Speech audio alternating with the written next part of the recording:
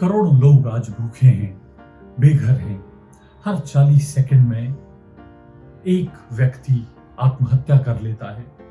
लाखों लोग आज भी गुलाम हैं। हिंसा, भ्रष्टाचार, बीमारियां, दुर्घटनाएं आसपास के माहौल को कितना नकारात्मक बना देती हैं। जब कभी हमारी जिंदगी में भी समस्याएं या मुश्किलें आती हैं तो हम में से ज्यादातर लोग सोचते हैं, वाई मी, मेरे साथ ही ऐसा क्यों, ऐसा मेरे साथ ही क्यों होता है, बार बार लगातार ऐसा क्यों होता है। हम निराश हो जाते हैं, हताश हो जाते हैं, जिंदगी एक बोझ लगने लगती है। 4 दिसंबर 1982, 4th of December 1982, ऑस्ट्रेलिया में एक बच्चे का जन्म हुआ। वो एक स्वस्थ बच्चा था। उसे सिर्फ एक ही डिजीज थी। उस डिजीज का नाम था फोकोमेलिया। और वो एक ही बीमारी इतनी बड़ी, इतनी खतरनाक थी कि इस रेयर डिजीज के कारण उस बच्चे के न हाथ थे न पैर थे। He was without limbs. हाथ पैर दोनों ही नहीं थे। जब माता पिता ने देखा तो वो बिल्कुल ही अंधकार के, निराशा के गर्त में डूब गए।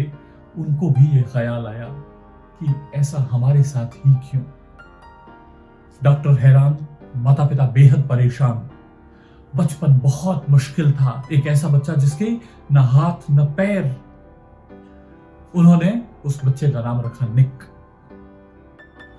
बच्चा जैसे जैसे बड़ा होता गया, उसकी निराशा, उसकी मुश्किलें, उसका अवसाद बढ़ता गया और इतना बढ़ता गया कि 10 साल की उम्र तक आते आते उस बच्चे ने अपने आप को स्विमिंग पूल में डुबोकर मारने का सोचा, आत्महत्या करने का उसके मन में प्रयास भी किया।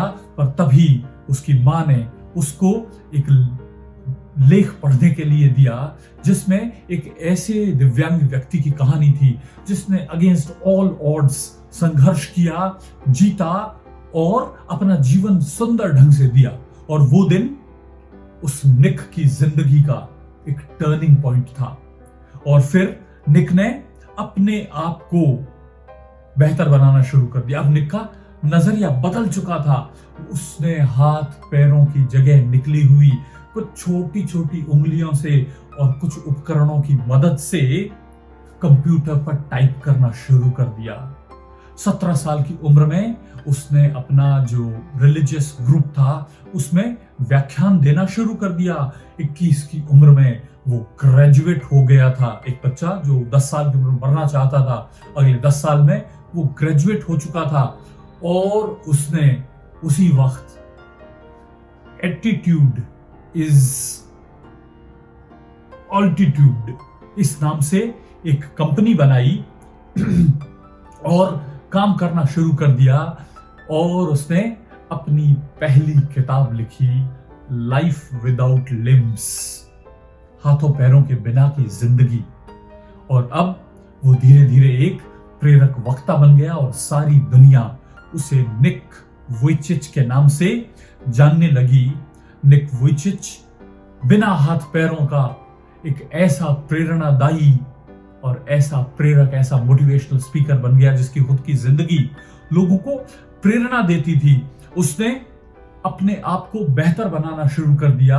फिर उसने और किताबें लिखी। उसने लिखा लव विदाउट लिम्स, उसने एक किताब लिखी लिमिटलेस, उसने एक किताब लिखी स्टैंड स्ट्रॉन्ग, उसने लिखा be the hands and feet, उसने लिखी the power of unstoppable faith.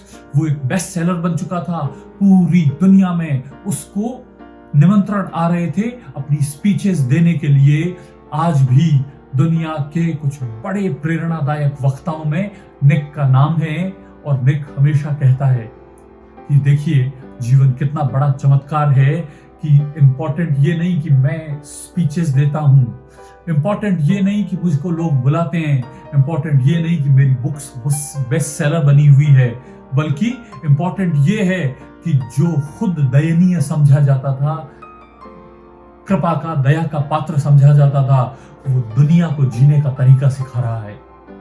वो दुनिया को जीने का तरीका सिखा रहा है कि जिंदगी को कैसे जीना है। जहां हम छोटी छोटी बातों पर हताश और निराश हो जाते हैं, वहीं निक जैसे लोग ये साबित करते हैं असंभव कुछ भी नहीं है।